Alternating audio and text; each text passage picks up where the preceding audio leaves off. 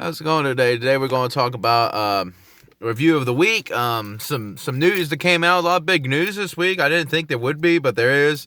Make sure you like and subscribe to my channel. Leave a comment of what you found shocking or whatever on the week. We're just going to jump right into it. We had some earnings. I got to jump off with the earnings and then the kind of the overall news that I thought was kind of thing. Anyway, Stitch Fix reported a good quarter. Well, not a good quarter. Good. It basically paused a break even, which was better than expected. And a lot of times, that's all a company has to do, just be better than expected. You don't have to be really blown away. You just have to be kind of better than expected. And the next one, so that's the one I've been watching and recommending. I don't think I've ever recommended on the channel, but it's one of these ones I've been kind of like hesitant to maybe add to. Anyway, that's one I could recommend it here. I own it.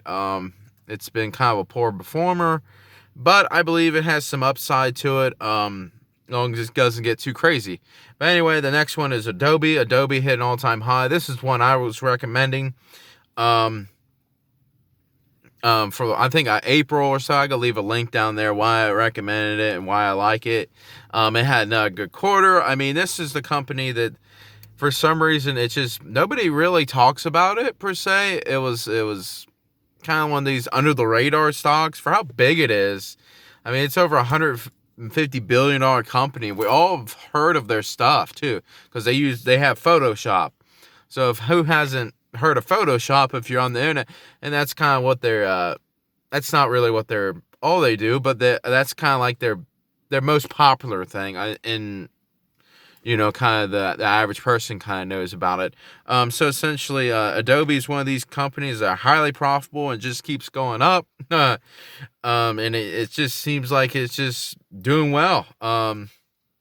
So anyway, on to the next one. This is kind of my biggest shocker of this year. I could make maybe a whole video of maybe my 3 biggest shocking things, or review of the year. I might do that next week. But this one is kind of a shocker to me. It's Upwork down, because this stock is down over 50% since I recommended it in January. July. I think it was July. And this one, I said it was a long-term hold, but this was kind of the big shocker. It wasn't really overvalued. It wasn't really, but the reason it sold off 10% this week was the CEO just randomly stepped down. He said he was done with it. It's over. And I was kind of shocked that Upwork be the one that gets hammered. I mean, because it was never really overvalued or anything like that. But then the CEO just stepped down randomly today. I think it was Tuesday or Monday. And I was like, wow, this is pretty shocking to me. I don't know.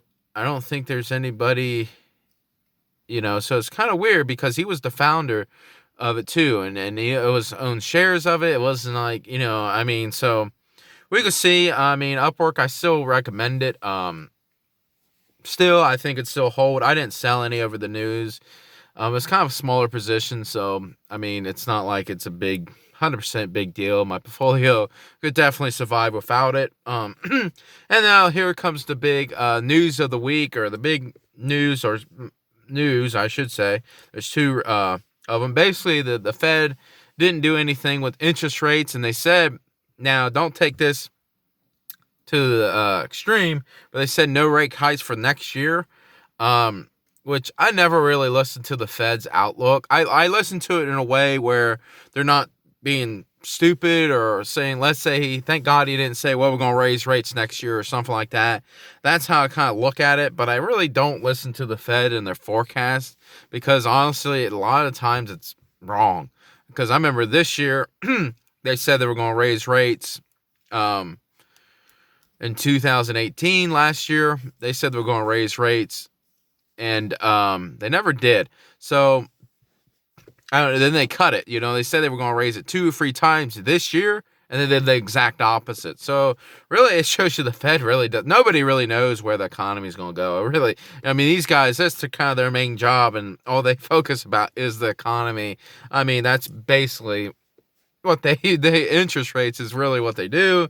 and they can't get it right. So essentially, I mean, it goes to show you even that, I mean, if they can't get it right, don't feel bad if you got it wrong. So that was their thing. They always give like this dot plot thing out, and it's always kind of, I always think it's wrong, and it's just not. For some reason, it always seems like they're going opposite. So they say they're going to change it. So maybe they go raise it, and they go fail, then they go cut it. God only knows what's going to happen. I can make another video of my bold predictions for 2020. And now the next one is the trade deal. The trade deal, well, the supposedly trade deal. I don't know why everybody worries about the trade deal. I was kind of actually wrong. I thought the trade deal I thought it would have a bigger impact, and it really didn't. It was here and there, but really, the trade deal really hasn't escalated 100%. I mean, it escalated since way back in, I guess, from 2017 when he was kind of talking about it or whatever. And then it kind of heated up a little bit. Then now this year it really heated up.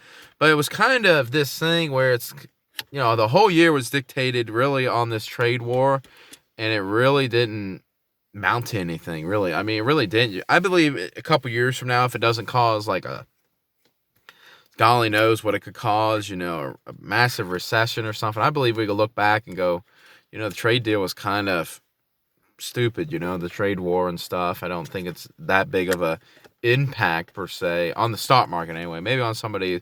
Now there might be impacts on people's jobs and stuff like that affects the economy, but really, I mean, really not a whole lot, really. I mean, it's one of these things where the economy, everybody says, well, the jobs are going overseas and all this, and they go destroy the economy. Well, they already went over there, and the economy's doing, and I'm not saying perfect. There's some weakness here and there, but it's done overall. I mean, it's done decent, Anyway, that's my weekly review. I made it quick for you guys. I didn't want to bore you to death, just rambling on. But anyway, like and subscribe. I do this. I pick stocks and have just beginner things and everything. So, there you are. Thank you.